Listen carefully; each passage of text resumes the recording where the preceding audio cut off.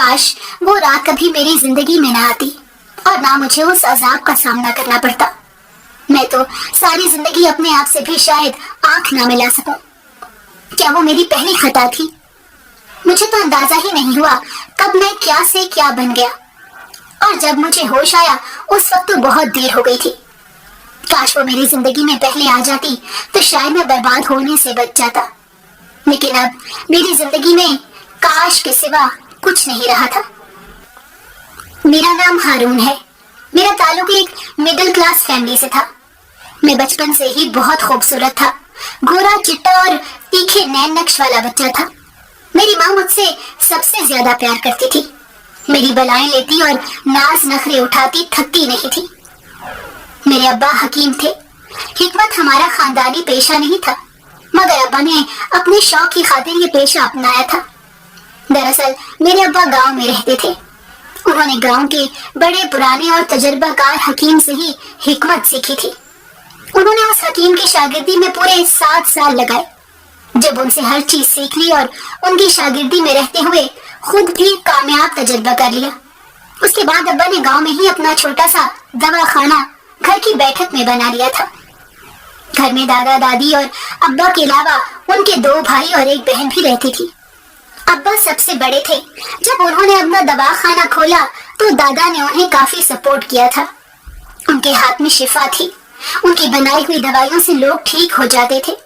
یہاں تک کہ انہوں نے بے اولاد جوڑوں کے لیے بھی ایک کامیاب دوا بنائی تھی، جس کی وجہ سے دور دور کے علاقوں میں ابا کی شہرت پھیلتی گئی.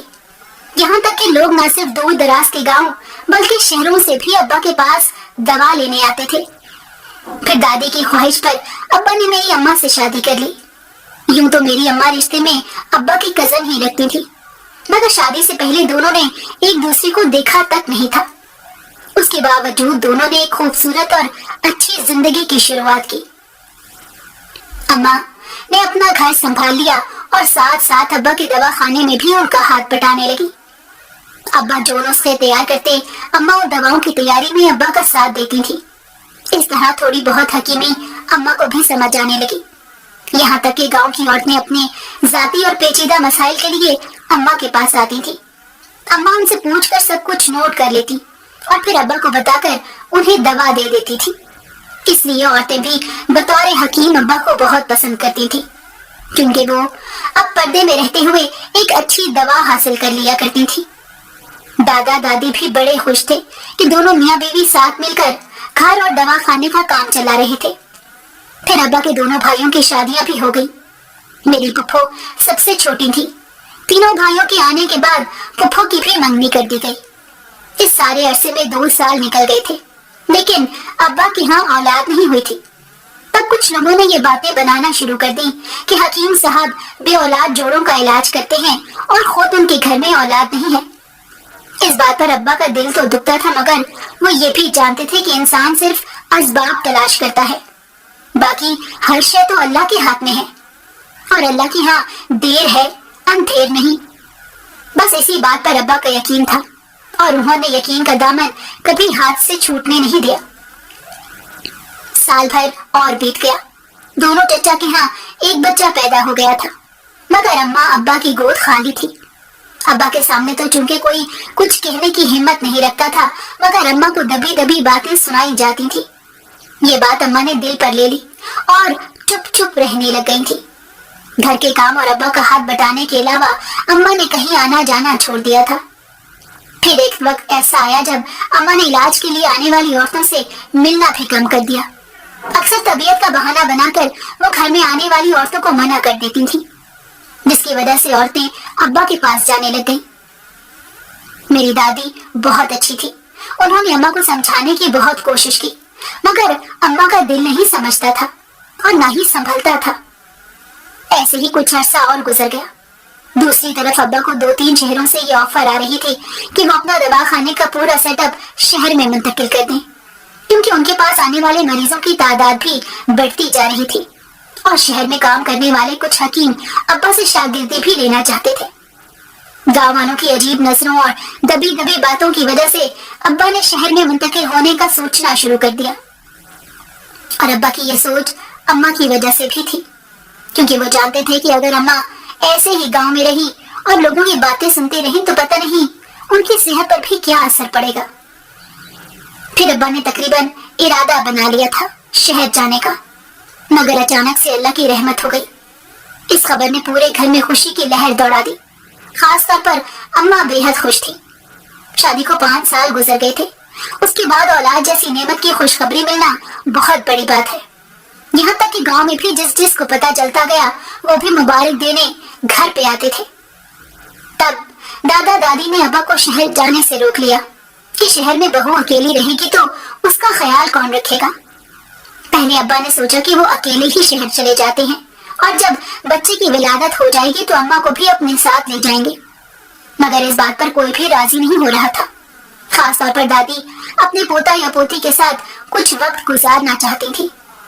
ابا نے اپنے ماں باپ کی خواہش کا احترام کرتے ہوئے شہر جانے کا ارادہ وقتی طور پر ملتوی کر دیا تھا۔ 9 مہینے کا وہ عرصہ اماں کے لیے بے حد اہم تھا۔ نہ صرف دادی بلکہ اماں کی دیورانیوں نے بھی ان کا بہت خیال رکھا، اور پھر جب ولادت کا قریب آیا تو میری شادی شدہ پھپھو بھی اماں کے پاس اپنے میکے آ گئی تھی۔ پھر میں بہار بن کر ابا اور اماں کی زندگی میں آیا۔ میرے دادا نے میرا نام ہارون رکھا تھا۔ سب مجھے بہت پیار کرتے تھے، لیکن میری اماں تو جیسے میری دیوانی تھی، مجھے دیکھ دیکھ کر خوش ہوتی رہتی۔ میرے پیدا ہونے سے پہلے اماں نے خود اپنے ہاتھوں سے پتہ نہیں میرے کتنے کرتے پاجامے تیار کر رکھے تھے، اور دادی نے بھی سلائیوں پر اپنے ہاتھ سے میرے لیے سویٹر بنے تھے۔ اماں روز مجھے 2 مرتبہ کپڑے بدلواتی اور بالکل شہزادوں کی طرح رکھتی تھی۔ ایسے ہی 1 سال گزر گیا۔ ابا کا کام بڑھتا جا رہا تھا اور شہر کے لوگوں کا بھی بہت زیادہ اصرار تھا۔ اس وجہ سے ابا نے دادا دادی سے اجازت لے کر شہر میں شفٹ ہونے کا فیصلہ کر لیا، مگر ان دنوں دادی بہت بیمار تھی۔ ان کی وجہ سے ابا نے اماں اور مجھے گاؤں میں ہی چھوڑ دیا اور خود شہر چلے گئے تاکہ وہاں پر کچھ عرصے میں گھر بار اور کام سیٹ کر سکیں۔ اس کے بعد اماں کو لے جائیں گے۔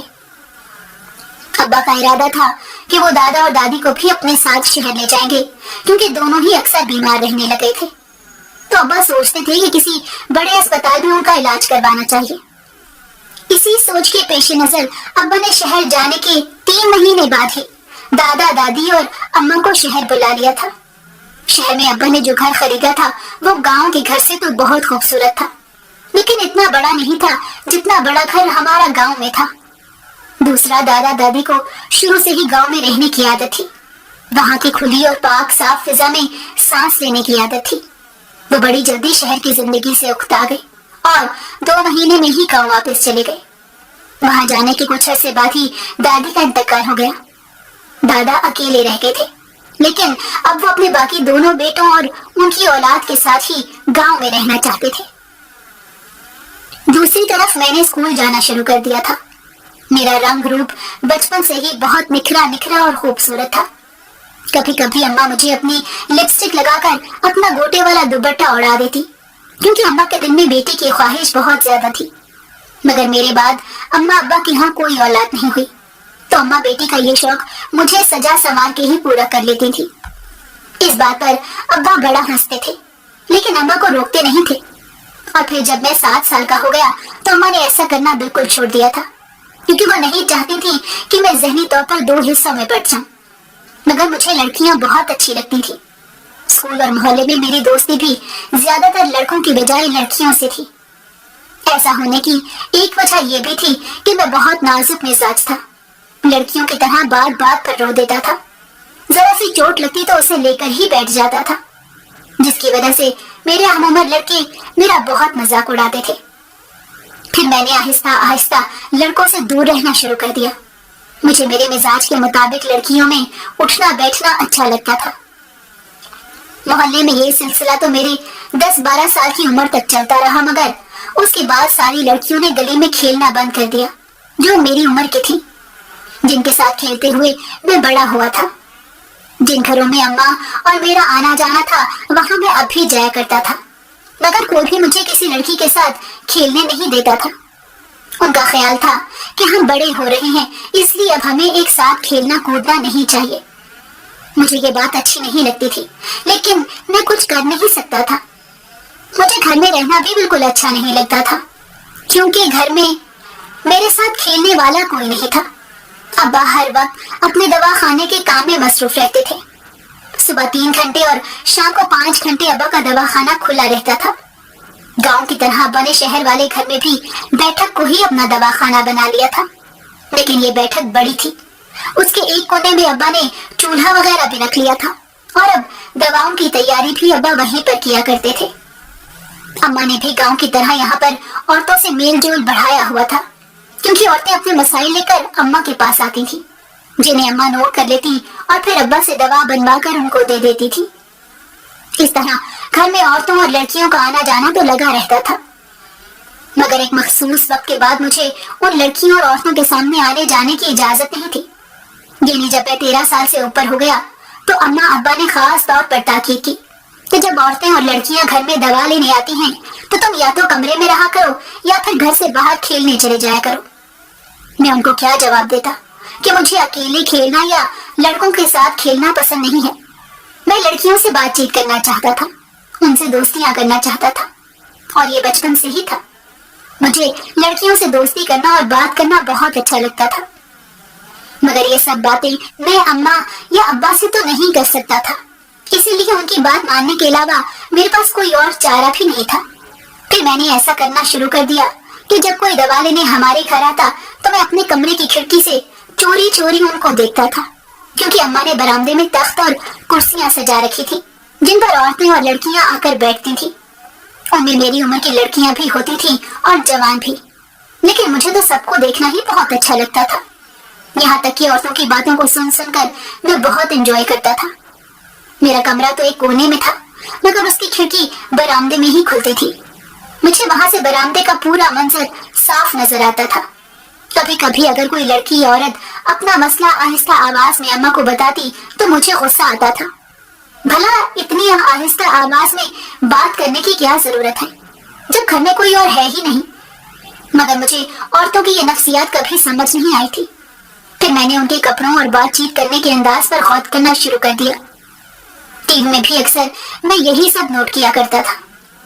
16 साल की उम्र तक पहुंचते पहुंचते मुझे अच्छी तरह अंदाजा हो गया था कि औरत किस अंदाज और अदा से कौन सी बात करती है और किस बात पर उसे बुरा लगता है। मैंने मैट्रिक कर लिया था और हमेशा की तरह छुट्टियां गुजारने अम्मा अब्बा के साथ गांव चला गया था। अब तो दादा का भी इंतकाल हो चुका था। उस घर में मेरे दोनों चचा अपने बीवी बच्चों के साथ रहते थे। मेरे दोनों चचा की एक एक बेटी थी जो मुझसे बड़ी या हम उम्र ही थी, लेकिन मैं जब भी गांव जाता था तो वो दोनों ही मुझसे बात नहीं करती थी, बल्कि इस तरह शर्माती थी कि जैसे मैं उनका कजन नहीं बल्कि मंगेतर हूँ।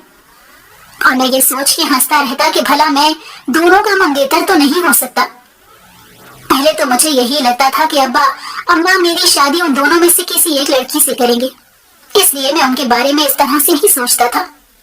अक्सर उनसे बात करने की कोशिश करता या कोई ना कोई ऐसी हरकत कर देता था जिससे वो शर्मा के लाल टमाटर बन जाती थी।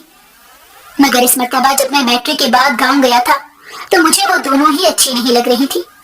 सर में 2 किलो तेल लगा के कस के चोटियां बनाई हुई थी और दुपट्टा ऐसे ओढ़ के रखती थी जैसे हवा लग गई तो पता नहीं क्या हो जाएगा। मुझे तो इस बार उन्हें देख देख कर ही गुस्सा आ रहा था। शायद उसकी वजह ये थी कि शहर में इस तरह के हुलिये में मैंने किसी लड़की को नहीं देखा था। फिर मैंने गांव में घूमते फिरते बाकी लड़कियों और औरतों का भी जायजा लिया।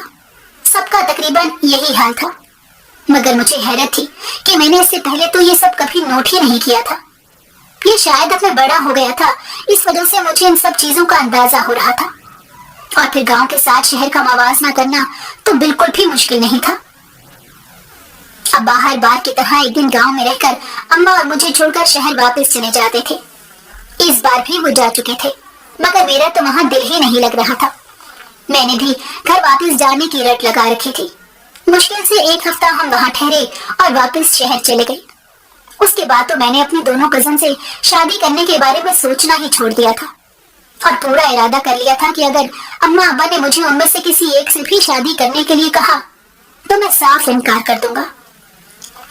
मैं जितना खूबसूरत और नाजुक मिजाज था, मुझे वैसी ही लड़की अपनी जिंदगी में चाहिए थी। میں بچپن سے اب تک جس طرح ذہنی طور پر بڑا ہو رہا تھا، جن چیزوں کی طرف میرا رجحان تھا، وہ سب میرے ابا اور اماں کی سوچ کے برعکس تھی۔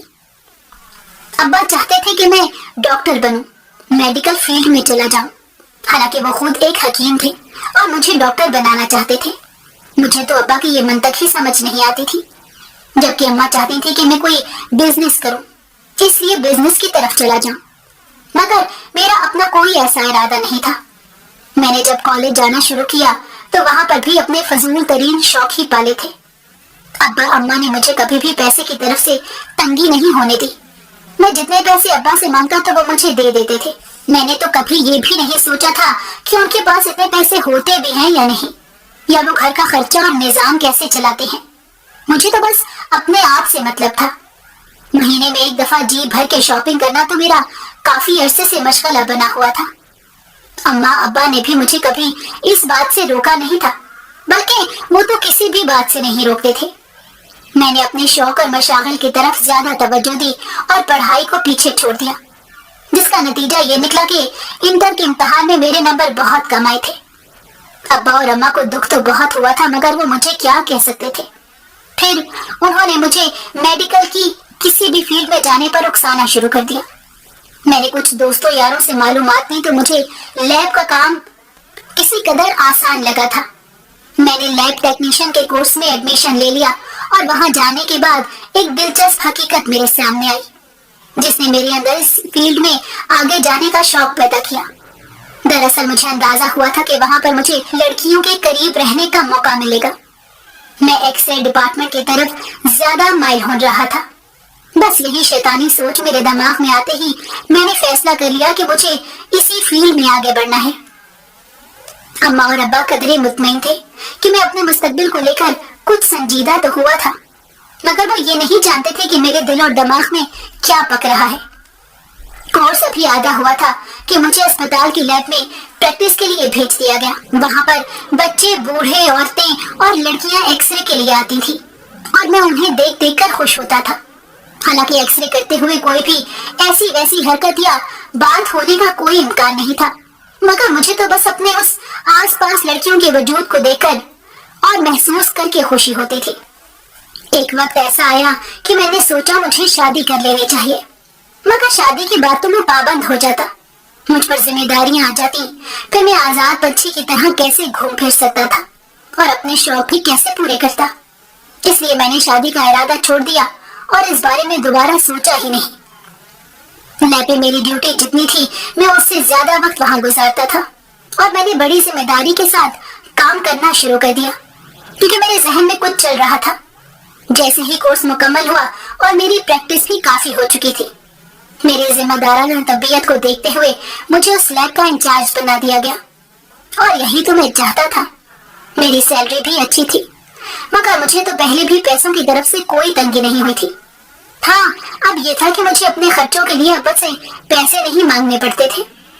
میری تنخواہ لگنے کے بعد بھی اماں ابا نے کبھی بھی مجھ سے تنخواہ کا مطالبہ نہیں کیا تھا۔ بس ایک مرتبہ انہوں نے پوچھا تھا کہ تنخواہ کتنی ہے، تو میں نے انہیں صحیح تنخواہ بتائی بھی نہیں تھی، مگر وہ اتنے میں ہی خوش تھے کہ میں ذمہ داری کے ساتھ جاب پر جا رہا ہوں اور کم سے کم اپنے خرچے اٹھانے کے قابل تو ہو گیا ہوں۔ اماں کی اب ایک ہی ضد تھی، وہ میری شادی کرنا چاہتی تھی۔ ان کا کہنا تھا کہ وہ آنکھیں بند کرنے سے پہلے میری خوشیاں دیکھنا چاہتی ہیں۔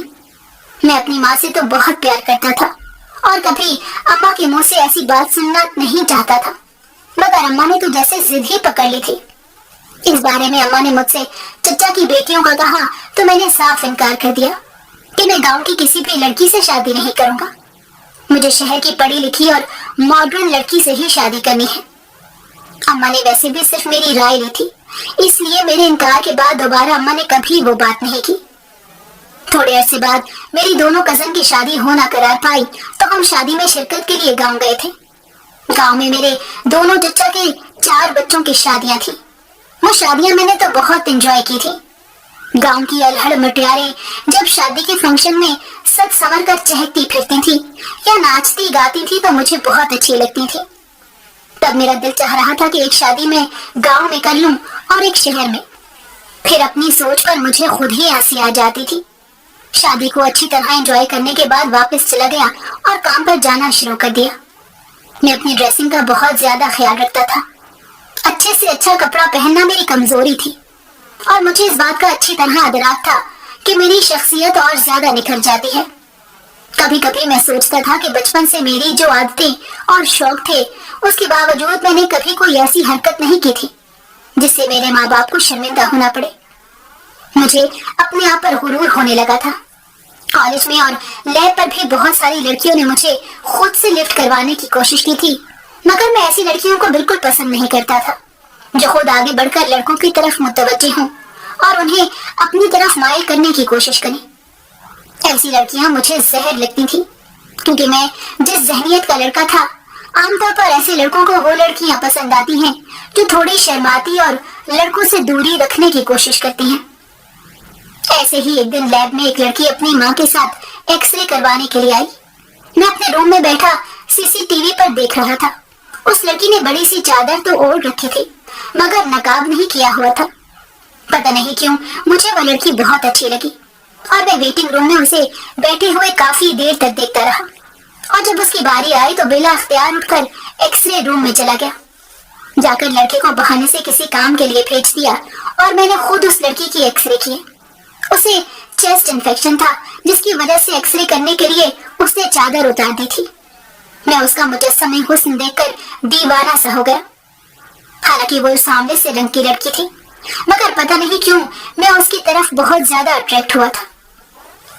एक्सरे करने के लिए जब मैं उसे पोजीशन समझा रहा था तो उस वक्त उसके वजूद से उड़ती हुई खुशबू मुझे बहुत अच्छी लग रही थी।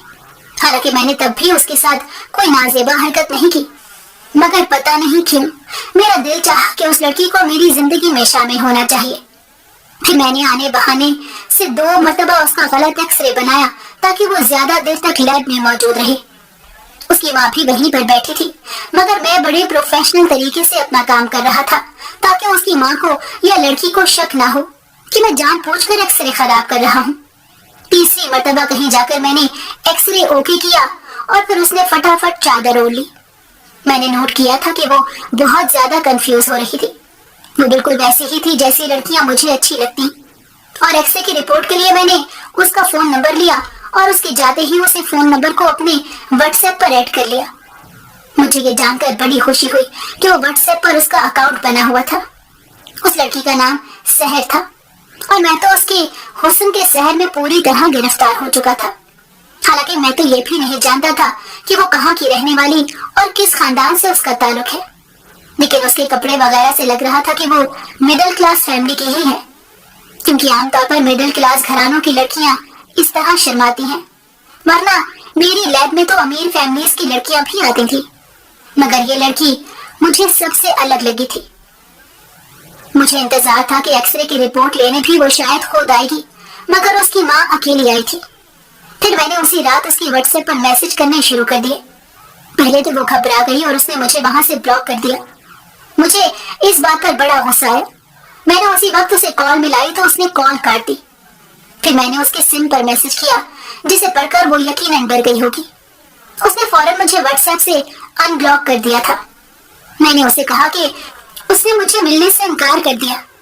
मैंने उसे नहीं बताया था कि मैं लैब वाला वही लड़का हूँ जिसने उसके एक्सरे किए थे, क्योंकि मैं उससे दूसरे व्हाट्सएप पर बात कर रहा था और वो नंबर भी मेरे नाम पर नहीं था। उस लड़की को समझ नहीं आ रही थी कि उसका नंबर मेरे पास कैसे आया और मैं उसे कैसे जानता हूँ, और मैं उसके मैसेजेस से साफ महसूस कर रहा था कि वो कितनी डरी हुई है। मैंने उसे कहा कि उसकी एक वीडियो मेरे पास है, अगर वो मुझसे बात नहीं करेगी और मुझसे मिलेगी नहीं तो मैं उसकी वीडियो वायरल कर दूंगा। फिर तो उसकी बोलती ही बंद हो गई। उसने 3 मिनट बाद मैसेज करके मुझसे पूछा कि मेरे पास उसकी कौन सी वीडियो है। तब मैंने उसे एक और झूठ बोल दिया कि मैंने उसकी वीडियो उसके घर के वॉशरूम में बनाई थी। अब वो कैसे बनी और कैसे नहीं, ये एक अलग कहानी है जो मैं उसे मिलकर सुनाना चाहता था। ये सब कुछ मैंने उसे मैसेज में लिखा था। उसके बाद तो उसने मुझे जवाब ही नहीं दिया। मैं शैतानी हंसी हंसता हुआ सो गया। अगली सुबह फिर से मैंने उसे मैसेजेस करना शुरू कर दिए और पूरा दिन उसे मैसेज करता रहा। वो बीच बीच में जवाब दे रही थी, फिर मैं रात को जब घर आया तो अम्मा ने मुझे बताया कि वो मेरे लिए लड़की देख रही थी, तो उन्हें एक लड़की मेरे लिए बहुत पसंद आई है। अम्मा मुझे उसकी तस्वीर वगैरह दिखाना चाहती थी। मैंने अम्मा की बात में बिल्कुल भी दिलचस्पी नहीं ली और सर दर्द का बहाना करके अपने कमरे में चला गया। कमरे में जाते ही मैंने सहर को कॉल की, मगर उसने मेरी कॉल बंद कर दी। मैंने अभी तक उसे व्हाट्सएप मैसेज नहीं किया था, ना ही उसने मेरी आवाज सुनी थी। कॉल बंद करते ही मैंने उसे व्हाट्सएप पर मैसेज किया और कहा कि अगर अगले 2 दिन तक तुमने मुझसे मिलने का फैसला नहीं किया तो मैं वाकई में तुम्हारी वीडियो वायरल कर दूंगा, और फिर तुम्हारा क्या अंजाम होगा ये दुनिया देखेगी। मेरी बात सुनकर वो मुझसे मिलने पर राजी हो गई और मैं अपने मंसूबे की कामयाबी पर दिल ही दिल में खुश होने लगा। हालांकि मेरे पास उसकी ऐसी वैसी कोई भी वीडियो नहीं थी। मैंने तो उसे लैब पर पहली और आखिरी बार देखा था। मुझे तो ये तक नहीं मालूम था कि वो रहती कहाँ है। मैंने उसके नंबर से उसका एड्रेस मालूम करने की भी कोशिश नहीं की थी। मैं तो बस टाइम पास के लिए उसके साथ लगा हुआ था। हाँ, ये बात जरूरी है कि मैं उससे अकेले में मिलना चाहता था। मुझे नहीं पता था कि मेरे अंदर कब से ये शैतानी सोच आई थी, मगर हकीकत तो यही थी कि मैं कुछ गलत ही सोच रहा था। दूसरे दिन फिर अम्मा ने मुझसे रिश्ते के बारे में बात करना शुरू कर दी। अम्मा बड़े प्यार से मुझसे बात कर रही थी, इसीलिए मैंने बगैर कोई तफसील सुने और बगैर लड़की को देखे अम्मा को कह दिया कि आप जहाँ चाहती हैं मेरा रिश्ता कर सकती हैं। मुझे इस बात पर कोई एतराज नहीं और मैं कभी भी आपके फैसले को गलत साबित होने नहीं दूंगा। मेरी बात सुनते ही अम्मा का चेहरा खुशी से खिल उठा। उन्होंने मुझे प्यार किया और कहने लगी कि मैं अभी लड़की के घर वालों को फोन करके अपनी रजामंदी का बता देती हूँ। ये कहते ही अम्मा वहाँ से उठकर चली गई। मगर मैं तो सहर के बारे में मिलने का सोच रहा था। मुझे समझ ही नहीं आ रही थी कि मैं उसे मिलने के लिए कहाँ बुलाऊं, जहाँ पर कोई और न हो।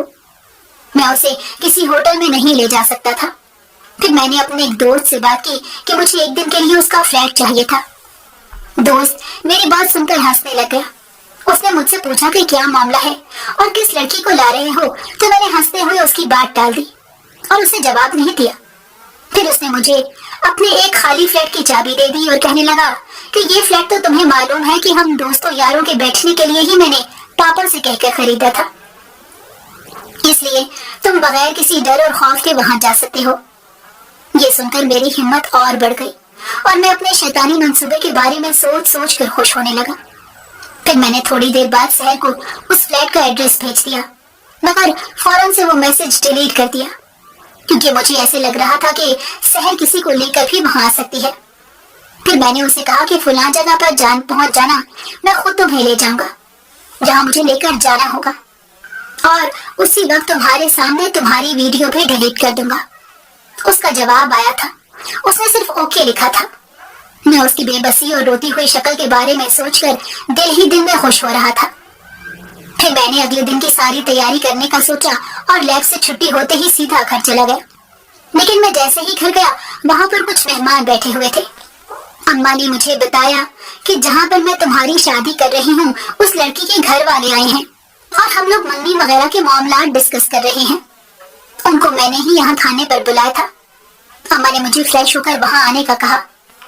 मैं अपने कमरे में गया और कपड़े वगैरह तब्दील करके जैसे ही ड्राइंग रूम में पहुंचा तो मेरी हैरत की इंतहा नहीं रही, क्योंकि वहां पर वही औरत बैठी हुई थी जो सहर के साथ आई थी और मुझे यही मालूम था कि वो सहर की माँ है। मैंने बड़ी मुश्किल से अपने तासुरात को कंट्रोल करते हुए उन सबको सलाम किया। उस औरत के अलावा वहां पर 2 औरतें और थी और 2 मर्द भी उनके साथ थे। अब्बा और अम्मा वहीं बैठे थे। अम्मा ने मुझे उनसे मिलवाया तो मेरे पैरों के नीचे से जमीन निकल गई, क्योंकि उसने उस वक्त मेरे सामने यही कहा था कि ये सहर की माँ है और ये वालिद साहब हैं, ये चचा। और पता नहीं अम्मा क्या कह रही थी, मुझे कुछ सुनाई देना ही बंद हो गया था। मेरा सर बुरी तरह चकराने लग गया। मुझे कुछ समझ नहीं आ रहा था कि मैं क्या करूं, क्या कहूं।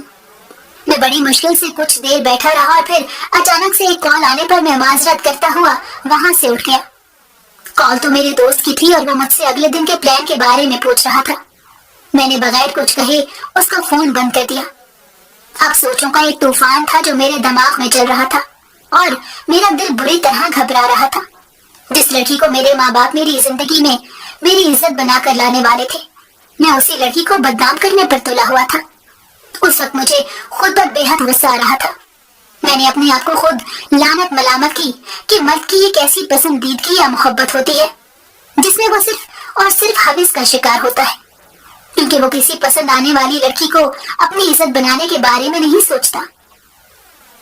شاید مجھے تقدیر نے یہی سمجھانے کے لیے اتنا بڑا تمانچہ میرے منہ پر مارا تھا۔ میں دوسرے دن گھر سے باہر ہی نہیں نکلا، نہ کام پر گیا۔ اماں پریشان ہو رہی تھی، مگر میں نے طبیعت کا بہانہ بنا لیا اور اپنا وہ واٹس ایپ بند کر کے سم بھی توڑ دی تھی۔ مجھے بہت زیادہ شرمندگی ہو رہی تھی، لیکن میں فیصلہ کر چکا تھا کہ اب میں نے سحر کے علاوہ بھی ہر عورت اور لڑکی کو عزت دینی ہے، اور اپنی اولاد کو بھی سکھانا ہے کہ عورت قابل عزت ہے، پھر چاہے وہ کسی بھی روپ میں ہو۔ میں آپ لوگوں سے بھی یہی سوال کرتا ہوں کہ آپ لوگوں کی کیا رائے ہے، اور یہ بھی بتائیے گا کہ آپ کو میری کہانی کیسی لگی۔